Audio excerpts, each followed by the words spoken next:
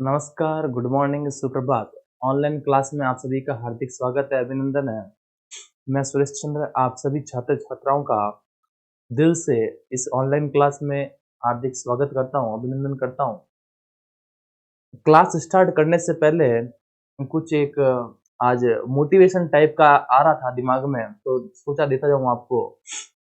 Class start करने से पहले मोटिवेशन दे रहा हूँ। सुनना मेरी बात को, अच्छे से ध्यान रखना। ये बात कोई कहावत लिखी-लिखाई नहीं, बड़ा ध्यान रखना। ये एक सच्ची बात बता रहा हूँ मैं आपको। यदि आपको किसी के अंदर कमी दिखती है, मतलब आपको किसी में कमी दिखती है, ठीक है ना, तो आप उससे बात करें।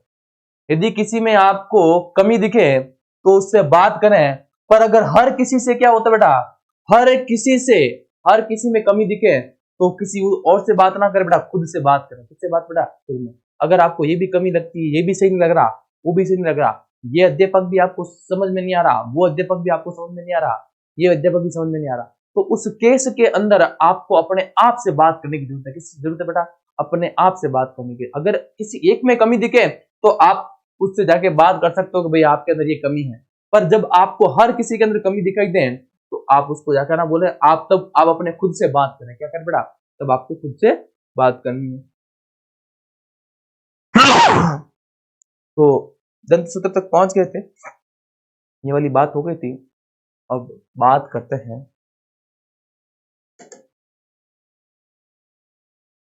ये क्या बोल रहा है, दो पर्सनल लेनी है ए और बी, उस पर चिन्ह लगाने हैं। पर्सनल ए में एक चम्मच उबला हुआ चावल डालना है और एक चम्मच उबले हुए चावल मुख में लेकर 3 से 5 मिनट तक चबाना है।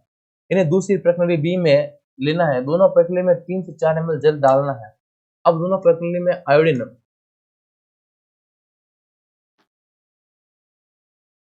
विलेन की 2 से 3 बूंदें डालनी है। उनका प्रेक्षण करना है। आप प्रश्नली ए में बी में क्या अंतर देखते हैं? प्रश्नली के रंग में परिवर्तन क्यों आता है? परिणाम की चर्चा अपने मित्रों व अध्यापक से करनी है। लाला रस चावल के मंड को शर्करा प्रभावित करता है। आप सुनना मेरी बात, क्या हुआ, आपने भोजन को चबाया, आपकी मुख गुहा के अंदर एक ग्रंथि पाई जाती है जिसे बोलते बेटा लाल ग्रंथि। क्या बोलते शेरों? उसको लाल ग्रंथि बोलते हैं। क्या बोलते बेटा? उसको बोलते हैं लाल ग्रंथि। क्या बोलते बेटा? उसको लाल ग्रंथि बोलते हैं। और ये जो लाल ग्रंथि है, वो लाल ग्रंथि का काम थोड़ा अनोखा है बेटा।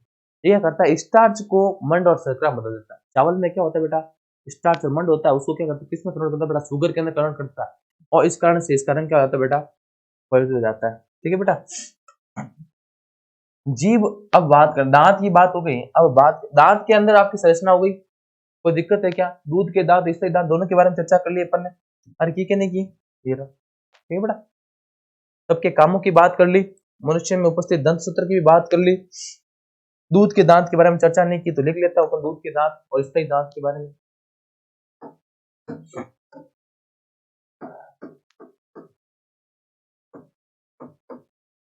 जन्म के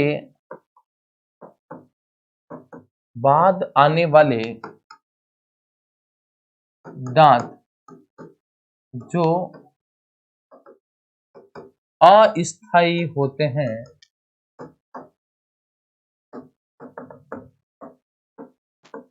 कुछ समय बाद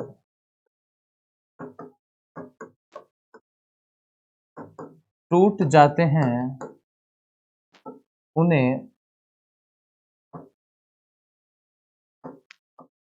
दूध के दांत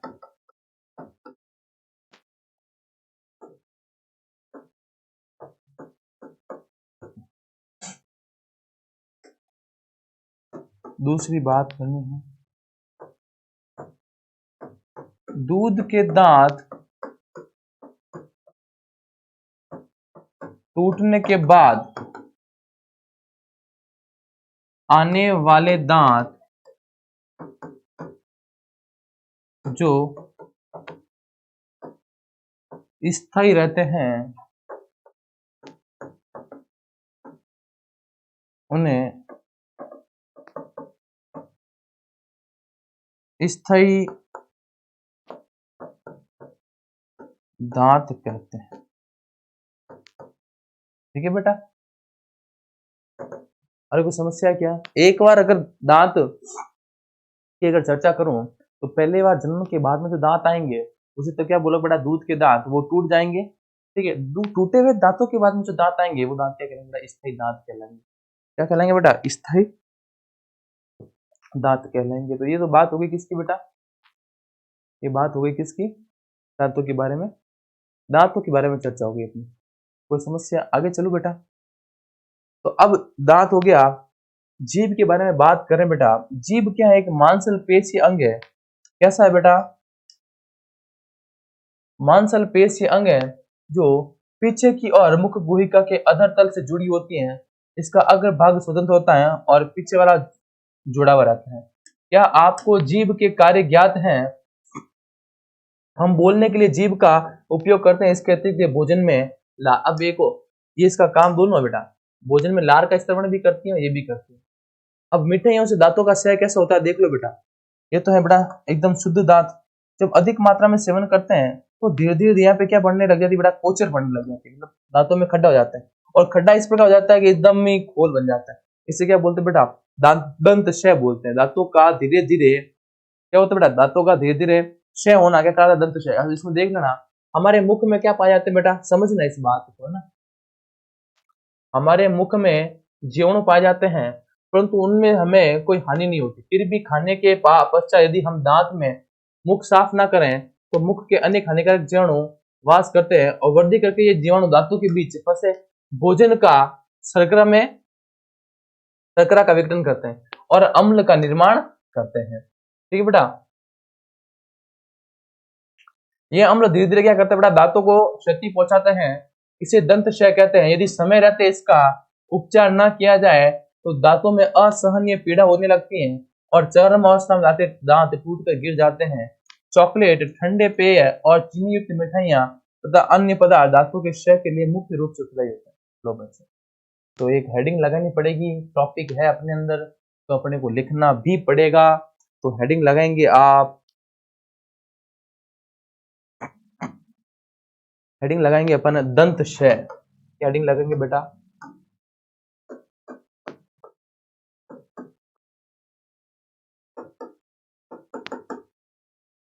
और उसके अंदर लिखेंगे अपन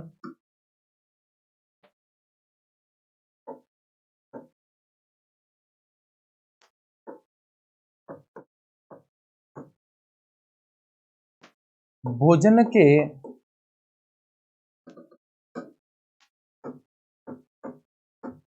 भोजन करने के पश्चात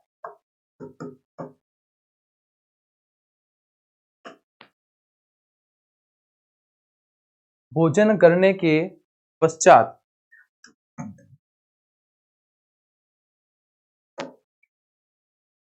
जीवों द्वारा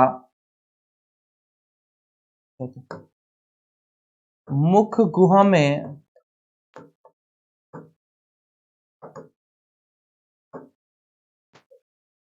उपस्थित जीवाणु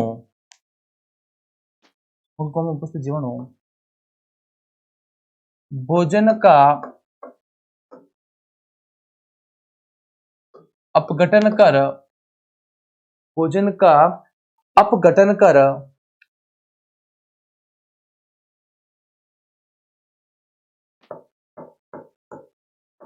अम्ल का निर्माण करते हैं।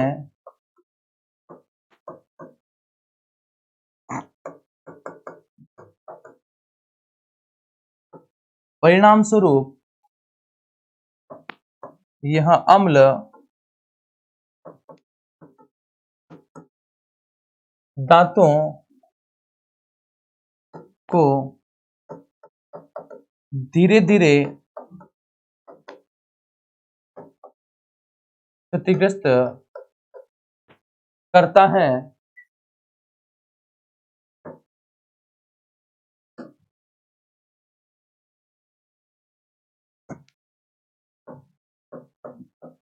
है जिसके कारण जिसके कारण जिसके कारण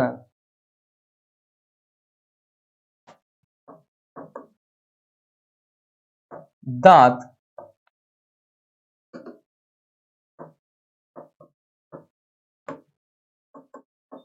टूटने लगता है। इसे दंतशय कहते हैं। आ गया समझ में? अरे किसी भाई को समस्या क्या, कोई दिक्कत नहीं? आ गया समझ में? कोई प्रॉब्लम नहीं ना? किसी प्रकार की कोई समस्या बेटा नहीं? देखें ये आ गया, ये है आपके दंतशय के लिए परिभाषा। दंतशय का अगर नाम आएगा तो आपको ये चीज लिखनी है। और आ गया समझ में? कोई दिक्कत? कोई नहीं दिक्कत बेटा, आगे चले बेटा, आगे चलिए।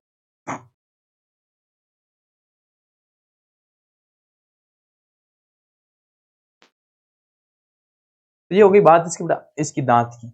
अब बात करेंगे अपन बेटा जीभ के बारे में। किसके बारे में बात करें बेटा? जीभ के बारे में। जीभ का जो सबसे आगे वाला सिरा होता है बेटा, वो किसका ज्ञान कराता है बेटा? मीठे का ज्ञान कराता है। हमें याद रखना, किसका ज्ञान करेगा? मीठे का। जो साइड वाला पोर्शन होता है वो किसका ज्ञान करेगा बेटा? खट्टा। कभी भी पानी पूरी खाते हैं तो होता क्या है, जैसे उसको किसी खट्टी चीज को देखते हो तो मुंह में से पानी आता है, और पानी कहां से आता है बेटा? साइडों से आता है। जो सबसे एंड वाला पार्ट होता है वो किसका ज्ञान करवाता है बेटा? कड़वा। क्या होता है बेटा? कड़वा।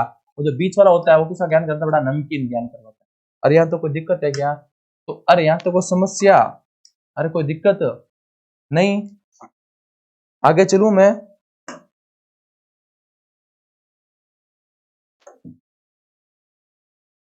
ये होगी बात इसकी बेटा।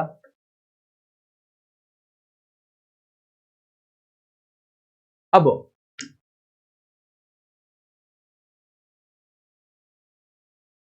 देखो, लार ग्रंथि के अलावा क्या काम करती है? भोजन को चबाने में काम करती है, लार मिलाने का काम करती है, निगलने में सहायता करती है। जीभ द्वारा ही हमें स्वाद का ज्ञान होता है। जीभ पर स्वाद कलिकाएं होती हैं जिनकी सहायता से हमें विभिन्न प्रकार के स्वाद का पता लगता है। क्रियाकलाप 2.4 द्वारा हम स्वाद कलिकाओं की स्थिति का पता लगा सकते हैं। और आ गया समझ में? और कोई दिक्कत क्या? ठीक है।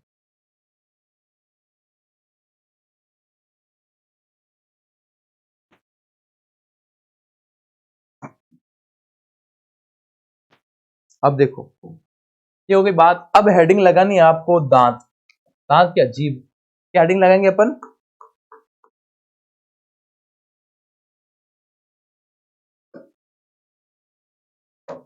हेडिंग लगाएंगे बेटा जीभ। ये हेडिंग लगाएंगे अपन, और उस जीभ के अंदर लिखेंगे बेटा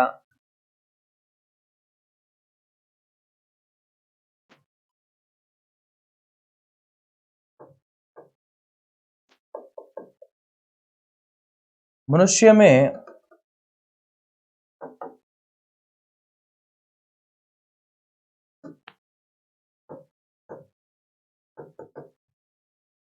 मनुष्य में जीभ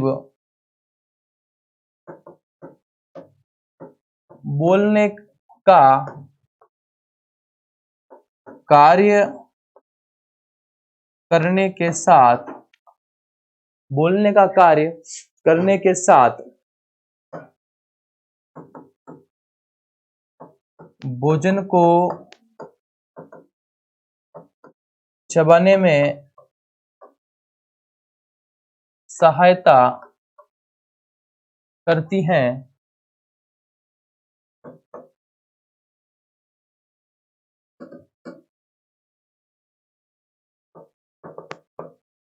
और जीभ द्वारा ही, जीभ जीभ द्वारा ही हमें अनेक स्वाद का ज्ञान होता है।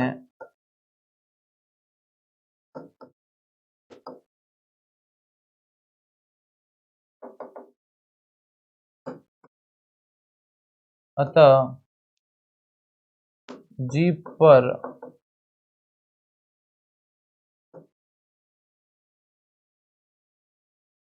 स्वाद कलिकाएं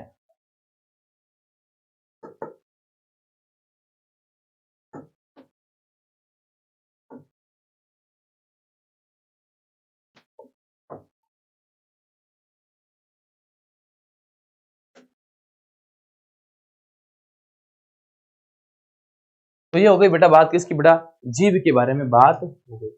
अरे कोई समस्या क्या, कोई दिक्कत नहीं, आगे चलूं प्लीज। तो ये हो गई बेटा किसके बारे में, जीव के बारे में चर्चा हो गई।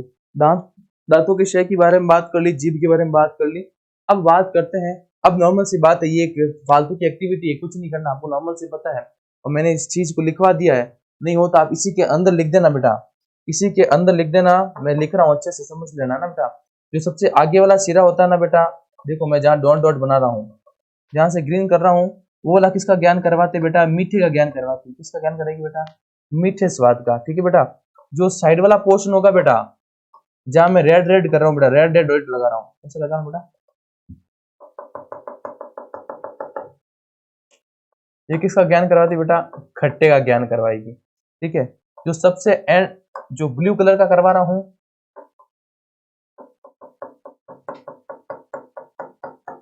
ये किसका ज्ञान कराएगी बेटा, कड़वा। क्या आंसर बेटा, कड़वा। ठीक है, और बात करें बेटा सबसे,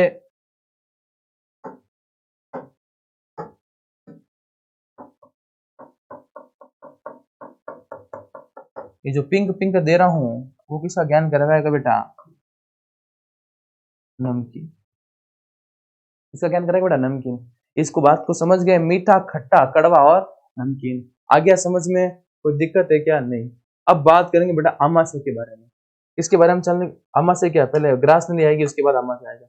अभी बात करें बेटा ग्रास नली की, किसकी बात करेंगे बेटा, ग्रास नली की। निगला हुआ ग्रास नली अथवा ग्रासिका में जाता है, ग्रासिका गले व वक्ष में, वक्ष से होती हुई जाती है। ग्रासिका की भित्ति में संकुचन से भोजन नीचे की ओर सरकता है। वास्तव में संपूर्ण आहार नाल संकुचित होती रहती है तथा गति भोजन का नीचे की ओर धकेलती रहती है। कभी कभी हमारा आमाशय खाए हुए भोजन को स्वीकार नहीं करता, फलस्वरूप हमें वमन, वमन का मतलब होता है बेटा उल्टी, वमन का मतलब क्या होता है बेटा, उल्टी द्वारा उसे बाहर निकाला जाता है। ऐसी घटना याद कीजिए जब भोजन के बाद आपने वमन किया हो और उसके कारण विषय में सोचिए, अपने अभिभावक और अध्यापक के बारे में चर्चा की। अब सुनना मेरी बात को, मैं इसकी जो रियल साइंस है वो बताता हूँ आपको।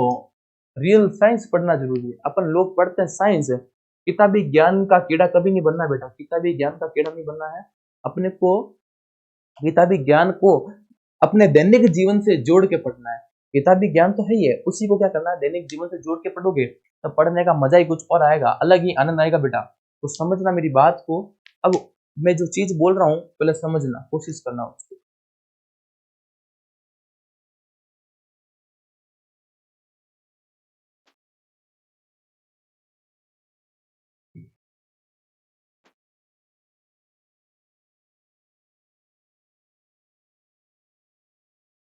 तो वो समझने की कोशिश करना। ये है आपके पास में आमाशय। ये क्या है बेटा, आमाशय। ये संरचना देख रहे हो, जो आमाशय की संरचना बनी है, ये वाली है आपकी ग्रासिका। क्या है बेटा, ये वाला आपका हो, देखो जे आकृति का बन रहा कि नहीं बन रहा, इसलिए आमाशय कैसा होता है बेटा, जे आकृति का होता है। ठीक, ये ग्रासिका हो गया, ग्रासिका के बाद में ये आमाशय हो गया। ग्रासिका और आमाशय के बीच में एक गेट पाया जाता है। क्या पाया जाता है, एक गेट होता है। वो गेट केवल एक डायरेक्शन में ही खुलता है। कैसे, सिर्फ इस डायरेक्शन के अंदर।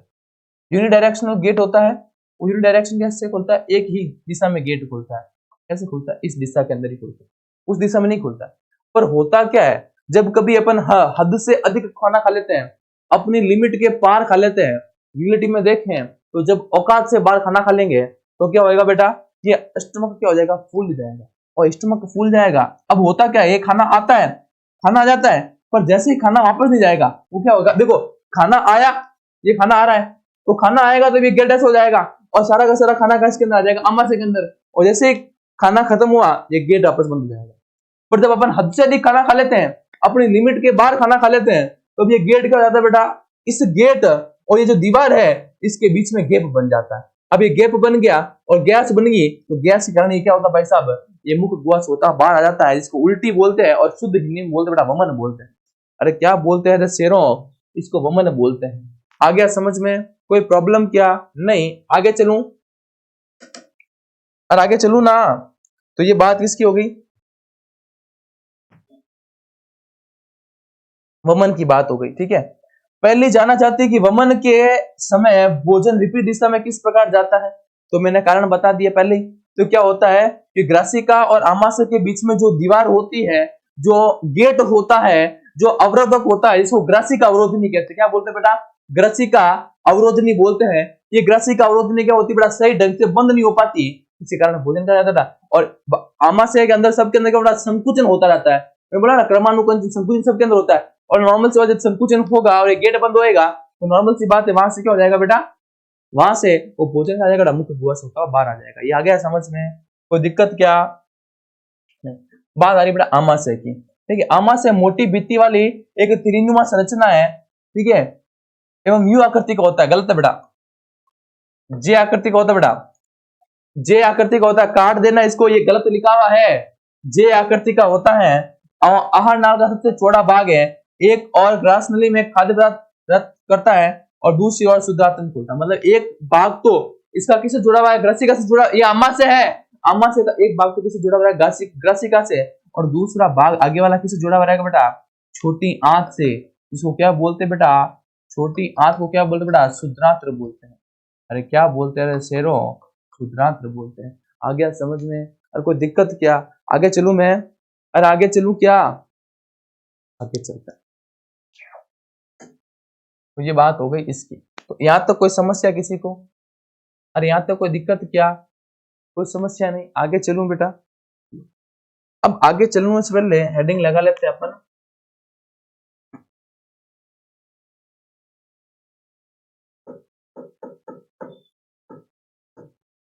ग्रासिका, या इसको क्या बोलते बेटा? ग्रास नली बोलते हैं। और इसके अंदर अपन लोग पढ़ेंगे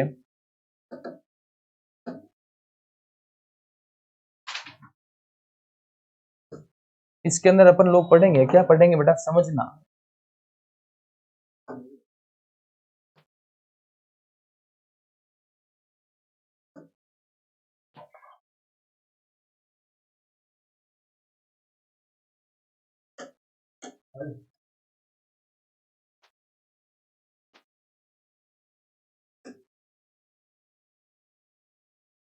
तो समझने का प्रयास करना बेटा।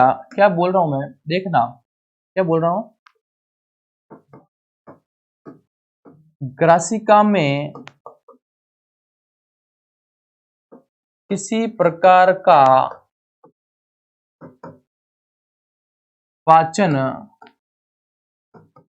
नहीं होता है। ग्रासिका में किसी प्रकार का पाचन नहीं होता है। केवल ग्रासिका में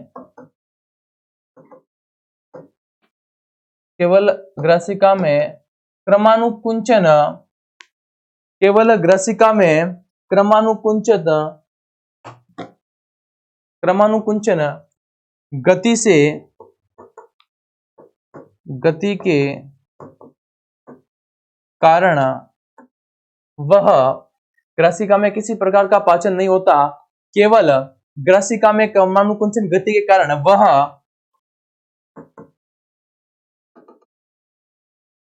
भोजन को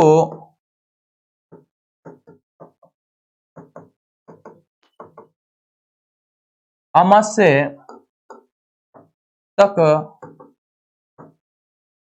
पहुंचाने का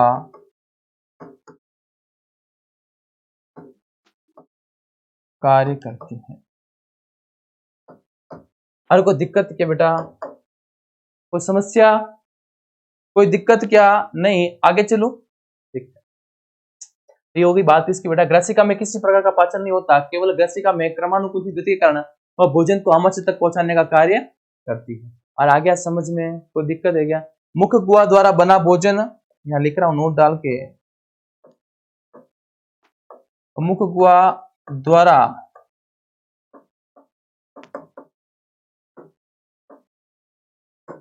आंशिक पचित भोजन बोलस कहलाता है। मुख गुहा द्वारा आंशिक पचित भोजन बोलस कहलाता है। क्या नाम दिया बेटा मैंने इसको? बोलस नाम दिया। अरे क्या नाम दिया शेरा? बोलस नाम दिया इसको मैंने। ठीक है बेटा, तो समझना इस बात को। ठीक है बेटा, कोई दिक्कत क्या, कोई समस्या नहीं? ठीक है, बाकी अपन पढ़ेंगे बेटा अगली क्लास के अंदर, अगले वीडियो के अंदर अपन बात करेंगे बेटा आमाशय की पूरी डिटेल के साथ में। आमाशय अंदर HCl क्या क्या काम करता है वो पढ़ेंगे अपन अगली क्लास के अंदर। तब तक के लिए धन्यवाद, थैंक यू सो मच, जय